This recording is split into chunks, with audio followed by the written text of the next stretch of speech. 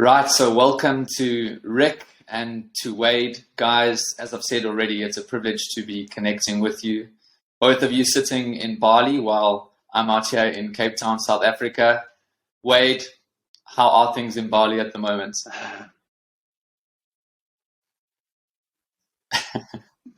Doesn't get much better, mate. Let's be honest. It's hard to complain about life in Bali.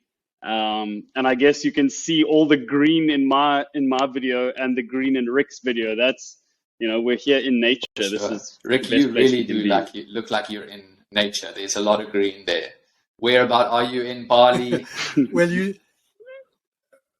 we're in the mountains here, Ryan, but if you were to look, I can't change my camera angle at the moment, but right in front of me is pristine jungle, Wow. A river ravine, and then 5 mountains beyond that. So you are invited to come to Bali as soon as the gates open and the opportunity comes. Come and visit us. Listen, here. We'll make you welcome. I'm packing my bags after this. I'm on my way. I'm actually going up to Rick's house this weekend. I'm going to go spend a weekend there. We're going to do some brainstorming. We're going to do some workshops with Rick, and his house is probably one of the most beautiful.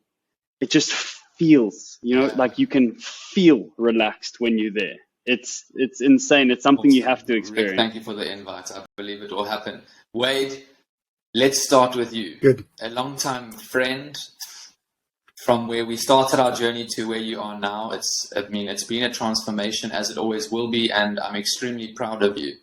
But your journey was about finding healing. We shared a lot of that together. Tell us a little about your life prior to Bali, where you were, what you were wrestling and struggling with, and then perhaps we can go into the transformation and the results you've started to see. Thanks, Ryan. Thank you. I think when you say long-time friend, I don't think people quite realize that we were friends when we were like 11 years old. And many years go past where we don't see each other, don't speak to each other, and then very recently bump into each other again and become such a massive part of each other's lives. And more to come, of course. So my journey of finding healing, obviously it's a journey, it's a long one, but the most recent and the most relevant is the journey from Dubai. When I was living in Dubai, I was not in line with my purpose, to just put it as simply as that. But how does a person know that they're not in line with their purpose? And I didn't know that. In all honesty, I had no idea. I, in fact, thought I was doing really well at life because I had all those things that people score you on. I had a nice car, I had a comfortable place where I was living, I had a very nice girlfriend, I had all the things, man. I had money, but I was unfulfilled. There was something within me which was, the itch was not scratched. And to be very honest with you, it was my partner, Monya, who kind of pushed me out of my comfort zone and engaged in the idea of us leaving Dubai to kind of figure out what the hell we're going to do and to just set up our own existence. And that's what led us to you, Ryan. That's when we, on this journey of leaving, and we went to South America and we underwent a fair few plant medicine ceremonies, and we bumped into so many different people who are within the space, all different types of healers that you couldn't even name them. There's too many. So it was a journey of healing, but it wasn't purposeful. It wasn't like, I'm going to look for healing. It was more just, I'm on a journey, and all of these things found me. And one thing led to another, and this journey of finding healing has now become my purpose, because I was so overwhelmed with the amount of benefit that I got from just my coaching sessions with you and the other healing modalities that I underwent, and how much they helped shift my perspective, and how much they helped shape the way that I viewed the world and the way that I viewed success, that I literally said to Monya at the time, I said, these people need to be easier to be found. Why is it so difficult to find these awarenesses? Why is it so difficult to tap into this world? Right? For us sitting on this call, and maybe for some people who are listening, it's easy to find different types of practices, which you can go and do yoga or breath work or meditation or consciousness coaching or sound healing, or the list goes on. But in actual fact, if you don't know where to look, if you don't know where to start, where do you start? There's not one place to find it all. And that is quite literally why I came up with the idea of finding healers, because there needs to be one place to find it all. And not just all, there needs to be one place to find all of the most trusted, all of the worthy coaches, because that is one of the big problems I saw, is that a great healer without the ability to understand digital marketing would not impact anyone's lives, but then a great marketer with very shallow healing ability or maybe intentions would impact more people's lives. And that's just because when you go on the internet and you type in how to deal with a breakup, how to deal with a divorce, why am I sad, how to deal with depression, what are you going to get? You're going to get the articles and you're going to get the information which is better marketed, not the information which is more truthful or more value. And so that was the main problem at the center of this idea, was how do I make these great healers who don't necessarily know how to make a website, who don't necessarily know how to run an ad campaign, how do I make them found? And I guess the name Finding Healers that's literally all I was trying to do. I love that you've created this safe space, right? It's almost like it's a doorway or a portal for people to find healing. You're not saying that this is what healing is. You're saying here is a vast, diverse amount of different healers, and you still need to come in and feel what resonates with you, right? You're just giving people more streamlined access to healing for themselves in whatever modality that may look like, that serves them best for where they currently are on their path. But something that you've touched on is the digital marketing aspect. Exactly. And now I'm like, small explosions are going off here, because I'm like, you are so right. I think we go and we qualify as a coach and we have certain experience, but that's just one arm of this beast, right? It's like, sometimes I'm a coach. More often than that time, I'm actually a content creator. When I'm not doing that, I'm actually an entrepreneur or a business manager. So there's so many aspects to what is required to run a successful, if you want to call it, business. It's so much more than that when you look at the essence of what it is. But to run a successful business, to create a living and a lifestyle for yourself where you are somebody who is of service to others. So through Finding Healers, maybe tell us a bit more about the platform and what that is now going to be. And just tap into how you plan on extracting that skill set of marketing and providing that value to healers like myself or anyone else. Sure. So the entire ethos behind the platform is, well, the mission, right? Our mission is to make healing more accessible, right? So if I offered you the best tool that would unlock anything in your life, there's no guarantee you would take it without the education. Somebody would need to explain to you how to use that tool. Somebody would need to explain to you, that it's a tool, perhaps. And so already we can go on Instagram and we can go on Pinterest and we can read these quotes. And I mean, look, if you have an issue in your life, what do people do these days? They go and read that book, The Art of Not Giving a Fuck or something, or they go and they read any book about, atomic habits, and all these different self-help books which exist to try and put the power back into the individual, which is great for those who it works for. But in some instances, people have deeper underlying issues. Some people really need the coach.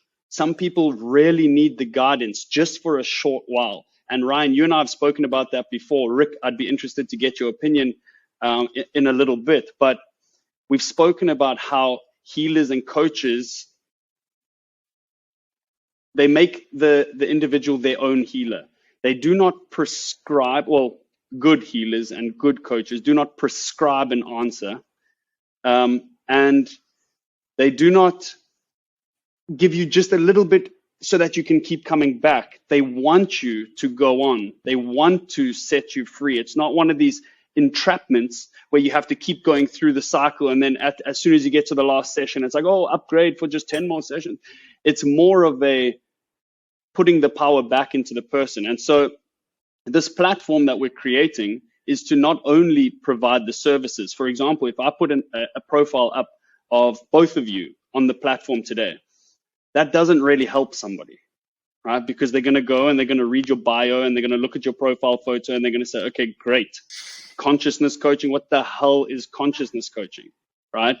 And they might say, what is consciousness, right? So we've taken it upon ourselves to increase awareness, not only of these modalities and the coaches who can actually perform the sessions with you to give you the tools, but also the awareness of the entire industry itself. Educate people about these different modalities and how they can really affect all of our lives for the better. And so education and implementation are two elements that we're really trying to focus on. And so with the platform, initially when we launch, it's going to be a super basic version because we need to build the base of the coding, right? And the base is going to be just the list of different healers with their profiles that people can come and find, quite literally find. And then we have a Discord server where a lot of our healers are in the Discord server. So if somebody wants to talk directly to a healer, they have an option. They can email directly, they can WhatsApp to get a more instant connection, or they can come directly to the Discord server where they have multiple different healers. And in this Discord server, we've already started collecting information from different healers who share different information about different modalities, whether it be sound healing, Reiki, mediums, whichever it might be. There's all different rooms with this information in there to help people find knowledge about what can help them. Because at the end of the day, I remember when I was on my journey, I didn't know what was wrong with me. You know, that's why you go to the doctor. He's got to tell you what's wrong with you, you know? And so you don't know what to search. You don't know what is actually wrong with you. All that we can do with Finding Healers is provide more access.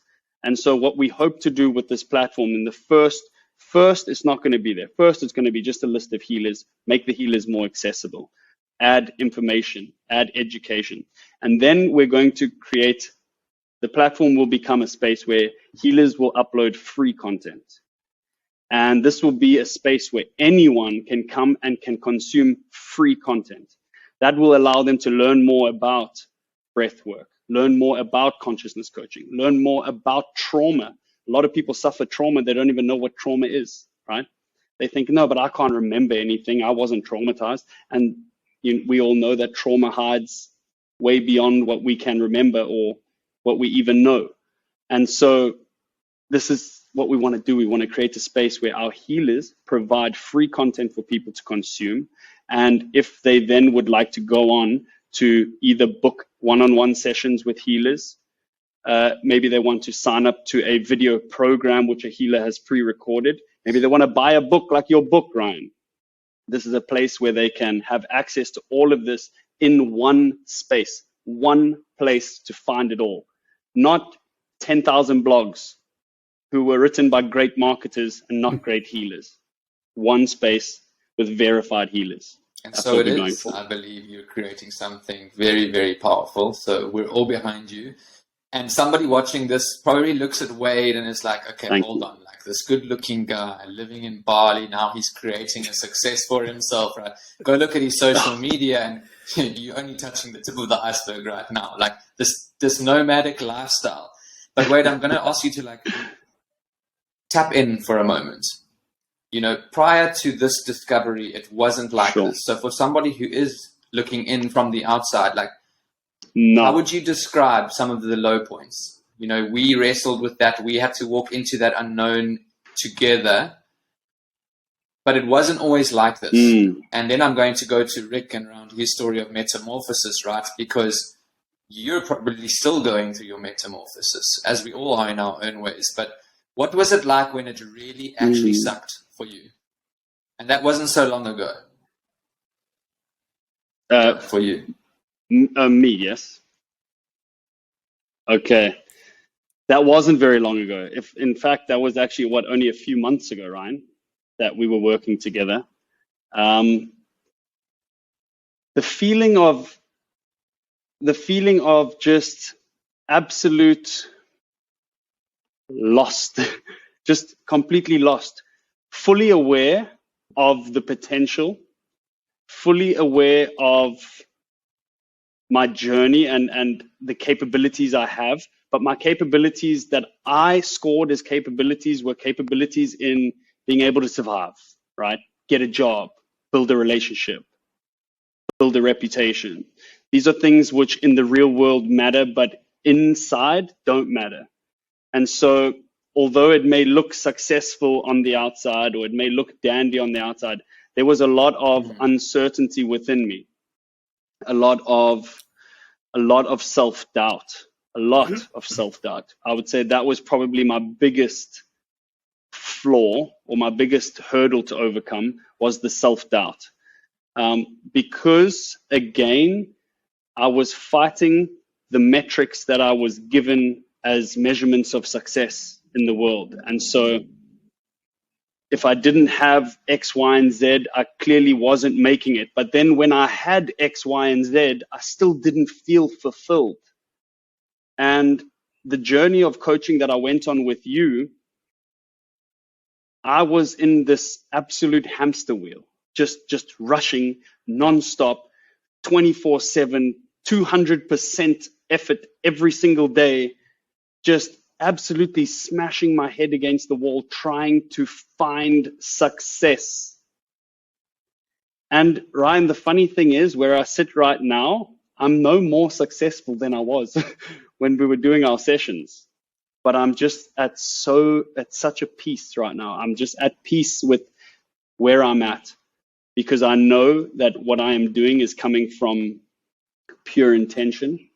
I know that what I'm doing has absolute value for the world, and it feels right for me. And where I failed previously was that I wasn't listening to me. I wasn't feeling. I wasn't acknowledging the feeling. I was suppressing the feeling to try and look for things outside to make me feel better, right? Whether that be clothes shopping or, a new camera or fancy drone or whatever it was to make me feel good in the moment, because there was something fundamentally not fulfilled within me. And that's where I was, even though it looked on the outside like I was living this amazing life, because it was an amazing life. But I wish I could live that life again now with this mindset, with these eyes, because this is a new being. And it wasn't some kind of massive transformation either. It was really just, like you said, be and stop doing. And I love that. That was the most valuable thing I took from our coaching sessions, was to stop doing things and just be the person that Wade wants to be. And now I'm on that journey. I wouldn't say I've arrived. When Finding Healers has changed the world and we have millions of subscribers, then I think I've arrived. But internally, I'm happy. Internally, I'm super happy. And I feel aligned. That's that's the gift. That's the gift here, is that I feel aligned, and I was not. I thought I was just trying to do everything. I was grabbing at straws, trying to figure out what it was that I needed to do, as if the thing that I needed to do was out there. And the answer to that was out there, that I was going to, I always thought I was going to see something and then be able to solve it, right? And the moment I stopped for a second, and it was our journey together, because you remember we started the Telegram group where we would do Zoom calls once a week with all of our audience to help them with what they were dealing with in their lives, and help them to reach whatever they wanted to reach, or just talk about problems that they had in their lives. And that's where I was like, why isn't there something like this? Why is it so difficult for people to find Ryan? Why? And it's the most cliche thing, but my journey became my purpose. You call it cliche, but I would go out today and actually say that is it. You can only give what you've got, right? Rick gives from what he's got, and we're going to go into that now. But if you're trying to be who you are not, this is where the contrast has to intensify more and more and more for us to come back to who we really are. And I remember your mindset of like doing, and it was always like harder, faster, longer, like the more Wade, because Wade has a brilliant mind on him. And I'm always learning from you through your perspective, the freshness that you offer. And I just see now that you're tapping more into that, hence finding healers, hence your journey with Rick. And there's a lightness and a power that now is Wade in his being, rather than that place of, like force and wanting to find the answers for himself. So I don't believe there's a finish line. We're here until we're not anymore, and we are constantly expanding and discovering, deeper parts of who we are. So thank you, brother. I love you immensely, and let this journey be one that's massively rewarding for you and everyone who you come in contact with. My pleasure. Thank you so much, Ryan. Before we get on to Rick, and I'm really excited to listen to Rick's story about being in Vietnam and how that must have been. I'm really excited to listen to that. But I just want to say one thing to just zip off my little 2 cents. And that was that along this journey, working with you, before working with you, after working with you, the one thing which was so drilled into me was that if you don't work, nothing will happen. Do. You got to go get that thing. You got to go get that job. You got to go get that. You have to force that. And I used to work in sales. If you don't phone that guy, he's not going to buy. If you do, chase, do. And the moment I just stopped doing and chasing, suddenly doors opened for me. I didn't have to bash them down. And I just think it's a beautiful perspective for people to consider. I'm not saying that they need to change the way they live, but just a perspective to consider that maybe there is another way for you to tackle a certain problem or a certain circumstance in your life. And maybe it's through less control. And maybe that lack of control is the very thing that will lead you to the opening. And that's my 2 cents. That's what was really profound for me.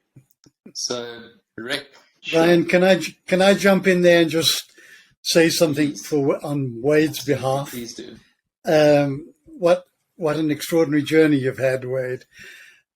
When I was 26, I learned something very profound. It was the definition of success. What is the measure of success? And of course, when we're in a materialistic consumer society, it's have you got a Mercedes or BMW in the garage and how much money you've got and fame and fortune. But very, very, very humble man told me his definition, and I've had that since I was 26, and that success is measured by the warmth of a person's heart. As simple as that. So when you sent me an email, I'm an intuitive and an empath, and I felt the warmth through the words of your email and the connection, although we hadn't never met. And what clearly had happened to you was an alignment with the head and the heart coming into alignment. instead of the heart or the head, I should say, taking over, the mind taking over and mastering everything, you swap that, volte-face, and allowed the heart to become the master and the mind to be the servant. And that's what came through, and that's why there was an instantaneous recognition and a love flowing between us, like we had been long lost twins separated at birth, except I got out a long time before you did. Incredible. Like Thank when you, I Rick. think of, you know, Thank where you. like when you were leaving Dubai and then approaching this nomadic life in Bali, and to think that now you've crossed paths with Rick, the blessings are there for us, right? I When know, we're right? aligned and when we're taking that aligned action, they present themselves. And I get goosebumps when I think of it, because I could talk about this stuff all day. And I just wish that others would get that experience and knowing for themselves. And Rick, that brings me then into your journey. It's clear you're doing amazing work. What I love about your mission is that it's so heart-led, in your words. But it wasn't always this way, right? Like, I couldn't believe my eyes when I saw a man who was in the Vietnam War and perhaps many other things I still don't even know. Tell us about your journey and what transformation has looked like for Rick. Well, a long time ago, when I was in my 20s, I was coerced into the Australian Army because the Vietnam War was going on. And I was given a choice when I made the profound statement to the registering officer. I said, look, you need to know I'm a pacifist. I've been brought up by two pacifist, loving, compassionate parents. I don't believe in war and I don't believe in violence. And this was I hope to be my ticket out of there. And he looked me straight in the eye and said, son, not a problem. You'll just go to jail for 2 years as a conscientious objector. My whole life flashed in front of me.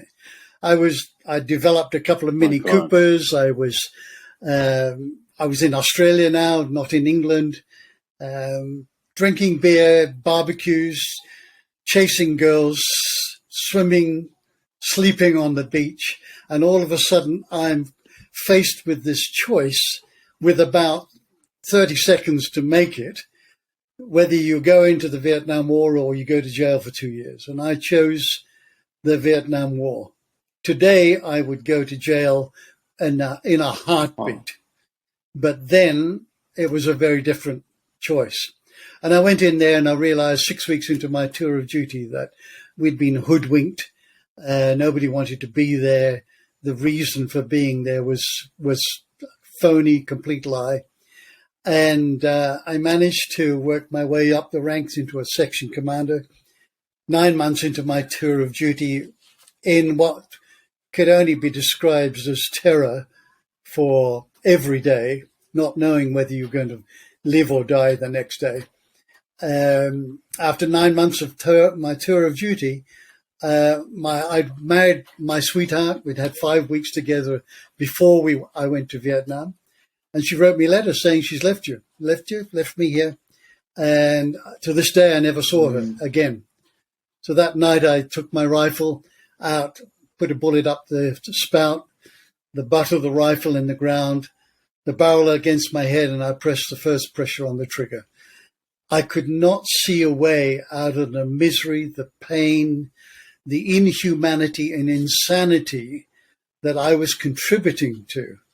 Right? I could not see a feasible way out. And so this was my solution, and not a very healthy one at that.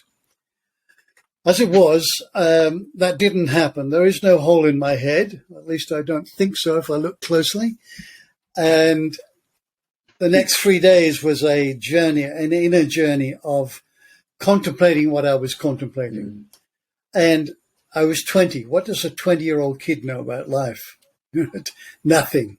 So I made a conscious decision I would find out about life, and then if I didn't like it, I would do something about it. But now I need to find out. And that was the universe giving me a whack around the head with the baseball bat, saying, wake up. This is your wake-up call. And as it transpired, it was an incredible wake-up call. It was a catharsis, a catalyst that completely transformed my life.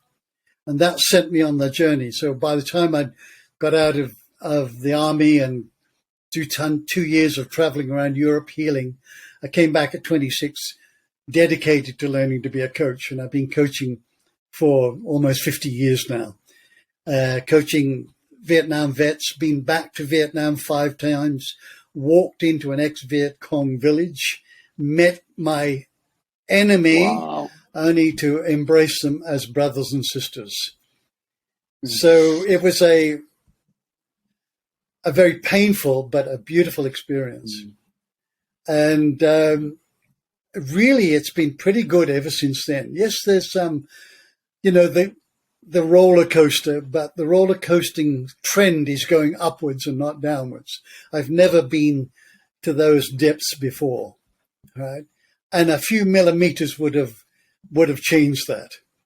So what I prescribe to is, how do I find a way out of this misery, out of this insanity, out of this pain, out of this trauma? And that led me down many paths.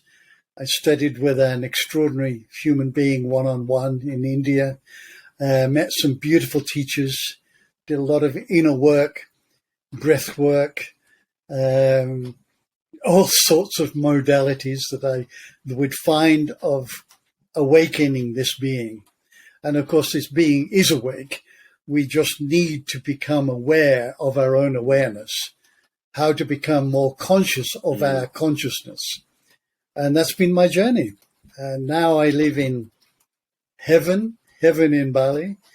And I don't believe in us ascending. I believe we are descending the beauty of all of life into these physical these bodies, into this physical world, and embodying all of those beautiful values, all of those elements that are the goodness that lies within us all, and living those on a daily basis, practicing them.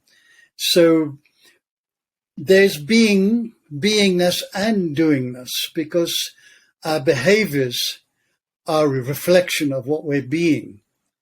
So the first step is to be something, and then our actions will reflect in that.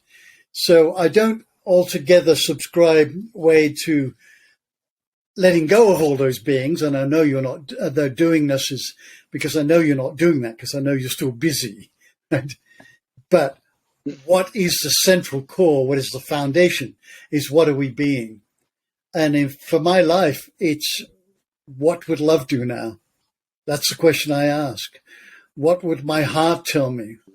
What, if I want to be love, how would that reflect in my behaviors? Right? And I don't profess to be anywhere near perfect. And I fall on my face now and again. But that's where I want to come from a place of love, in alignment with my head, in alignment with my energy centers, in alignment with our beautiful Pachamama, in alignment with Source.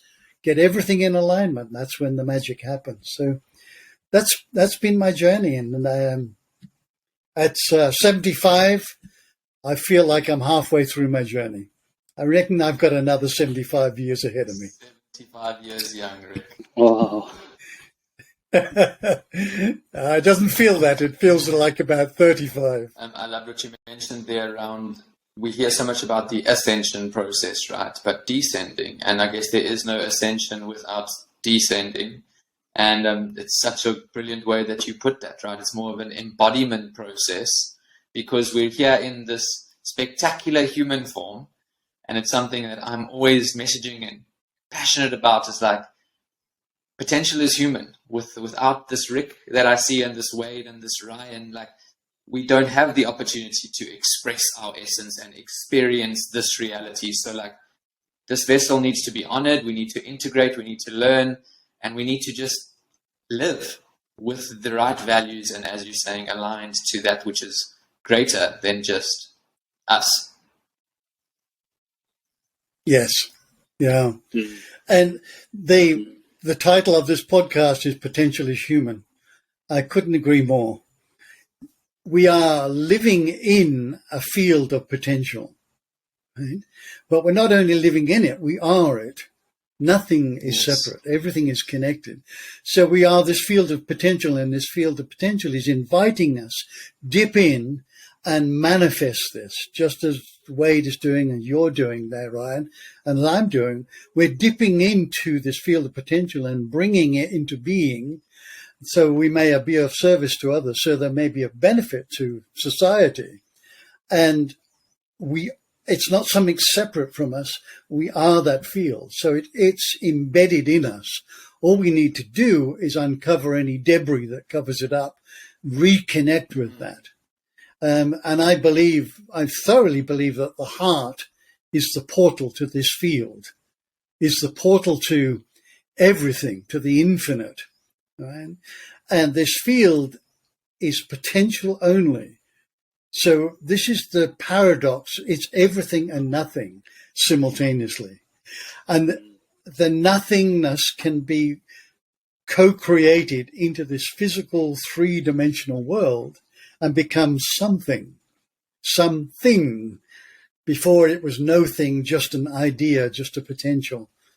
And what our role is to dip in there and bring something in to birth the new earth, to birth the new humanity. We're pretty well done on the old one, except we need to filter through there and pick up some indigenous wisdom. Well, we don't want to throw that out, and some permaculture and gentle birthing and alternative education, Chinese, Indian medicine of 4,000 years. Bring those with us. But all the corrupted systems that no longer serve all of humanity, we need to discard those.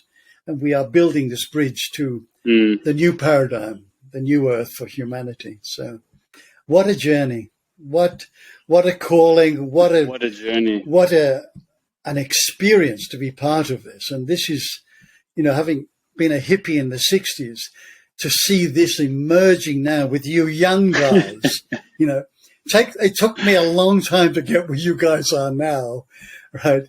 And these kids that are coming through, downloaded with so much imagination and fresh new ideas. This is an amazing time to be alive. And we're part of it. Well, Rick, you touched on the younger generation and the younger kids coming through with so many downloads and so much awareness and so much knowledge, I guess, because they have all of it at their fingertips. But it's actually, this is one of the big reasons that we have embodied Discord as a part of our service within our platform, because Discord is generally a younger community. It's a community of people who have mostly in gaming. That's where it has begun. And what we want to do is to be able to reach the younger people, the new generations. Because, and this is a question for both of you actually, because we sit here now, and maybe the people who watch this are watching it because they also have an understanding of this world, of this potential, of the future that we envision together. But how do you change the mind of someone who doesn't? Firstly, do you need to change it? And I would be interested to hear that opinion. And secondly, to anybody who is corrupted by the old way of the world, they're gonna just look at us and say, "Oh, these are hippies, What are they bloody putting in their pipe and smoking?" And that's just the way to brush it off, right? That is what everybody always says. And it's those people who need the change the most. Whereas the youth who are coming through now, they are more aware. They are more open to the idea of this new future, this inner healing, this inner world, this remembering. And so that's the question I have is, do you waste your time trying to change people, or do you just hop on with those who are Rick, on the train? I invite you to go first. If I may, Ryan. Yeah, thank you. For a start, you can't change anybody. Right? You can provide an environment that is open to change, but you can't forcibly change. You can coerce people to doing things, right? But the moment you're not there to reinforce it, they'll just fall back on their own programs. Now, at the risk of sounding discompassionate, my byline is make the able more able. And I learned this in my early 20s, working for a drug rehabilitation program, which we had a lot of success. If we could take a heroin addict, girl or boy, and remove them from their peer group and put 6 to 8 months of good hard work into them, get them cleaned up, get their bodies cleaned up, they're in a mental state, you've got a normal functioning human being. Right? Then I realized it's going to take a long time to make any dent in the world's unconsciousness. So I suggested, let's get some kid that's just left university, fresh-faced, filled of energy, wants to make change, well-educated, looking after themselves. Let's put the same 6 to 8 months into them. And now you've got a game changer on your hands. Now you've got somebody who can make a difference. So I believe in those people that are at need of change, right? Come down the spiral, the dwindling spiral. They're at need of change. They are our target audience. If you're not at need of change, you'll continue dwindling down that spiral, be it alcohol, drugs, anything that is giving them a modicum of comfort and escapism. Somebody at need of change is there saying, enough, I can't do this anymore. Now they're ripe for change. Now they are receptive and ready to go. That should be our audience. Right? And that we'll make a bigger impact on our audience because they will go out and make a difference. And they will make a difference in those people. So eventually we'll all get caught up. It's like climbing up a ladder. As long as we keep moving, we will leave more steps for people to come up. If we're stuck, nobody can light up that ladder. So that's my philosophy. Don't try and force change on anybody, right? Because you and I, all of us here, would take umbrage if somebody stood in front of us and said, "You need to do this," right? So that's my 2 penneth worth. Find the able, make them more able. I like that word. Ryan, your read on enabling. That's fantastically said, Rick. From where I'm currently at, I 100% resonate with how you've languaged that and explained it. For me, Wade, it goes back to when the student is ready, the teacher will teach. Every one of us on this call and everyone watching, or for those still to come, will get to a point where they just can't take it anymore. And when you can open to that vulnerability and honesty within yourself and acknowledge that the change needs to happen, then the flowering and the unfolding begins to take place. But the need to rescue or change anyone, by rescuing you, I'm making you the victim, right? It's already the wrong foot to start on. But every person that I've come in contact with on my short journey, there's been a resonance. And I've been drawn to that individual and what they can offer from who they're being. So again, it's that heart-led openness. Can we live with an open heart and be who we really are? Because then people are drawn to that part of us. And when they then arrive, it's like, I'm sitting on this side of the bridge. I'm not going to walk over the bridge to pull you across and tell you what you must or must not do. But there's a bridge. And if you choose to walk over and come and experience the reality on this side of the bridge, I will give you with utmost compassion everything that I know. And then there are the likes of Rick and yourself who know other things. But you're going to have to walk across the bridge. I'm not coming to fetch you. Beautiful. I hope. Beautiful. The other metaphor is the chicken egg. If you break a chicken egg, the content dies. Right? If you allow the breakage to happen from the inside, not the outside, from the inside, life is born. That's a new one for me. Thank you. I like that. Yeah. Isn't it great? That's cool. Rick, maybe as we start closing off, unless you guys have anything you may want to ask or share, but Rick, I just want to know for myself, what is life like in the average day in the jungle in Bali for you? Like, what does Rick do when the sun rises and when he goes to bed at night? Most of the time, I'm in perhaps constantly in the flow. You know how athletes get into that flow. I find myself surrounded by Mother Nature, and I've created a lifestyle that is supporting and very conducive to allowing the flow to come through. And so I'm in that space most of the time, and it's very creative. So I'm writing, I'm creating content for an online course, and doing some little video introductions. And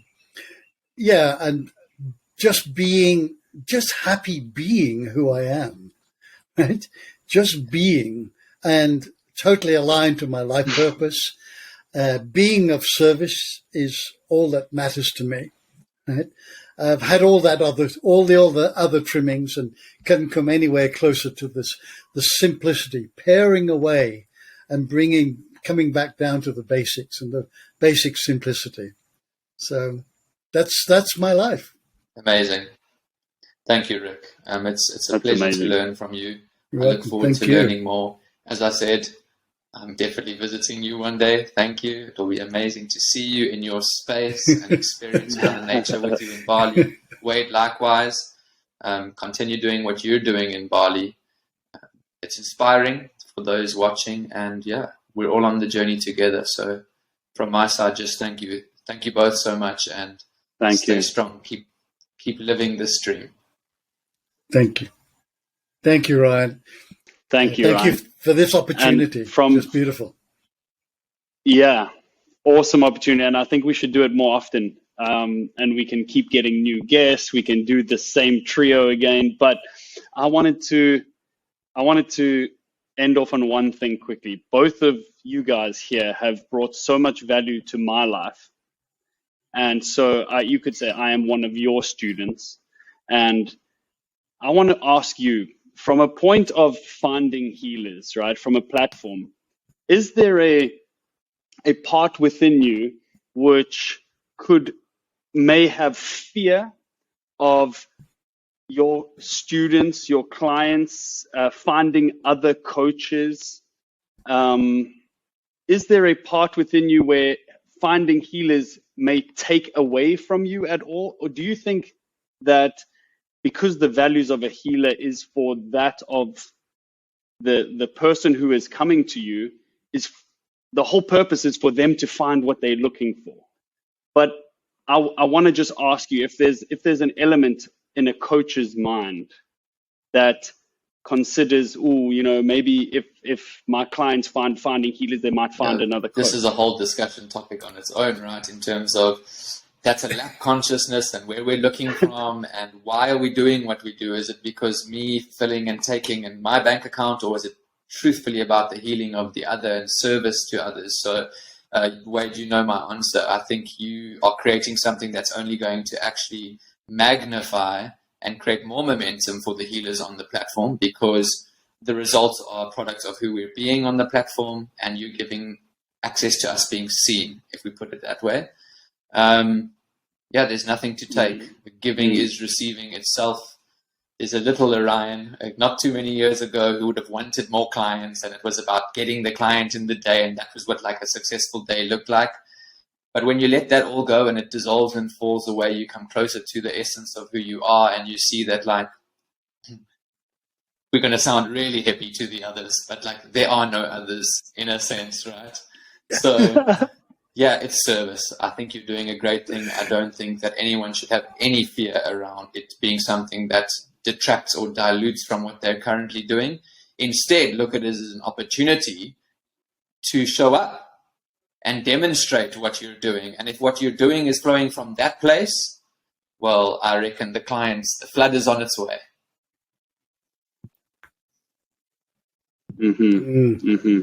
Cool. I'm guessing you agree with that, Rick. Wade, I do feel threatened. After all, there's only 7.8 billion people on this planet that us coaches have got access to.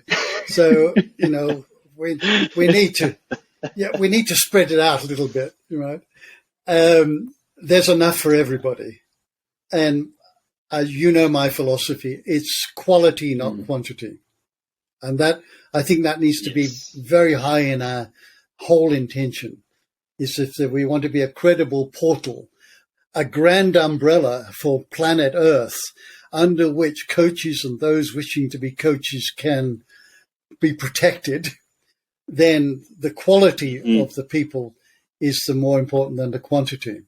So there is a lot of people that we're going through the most unprecedented human awakening like we've never experienced as a species before. There's a lot of work for all of us to do.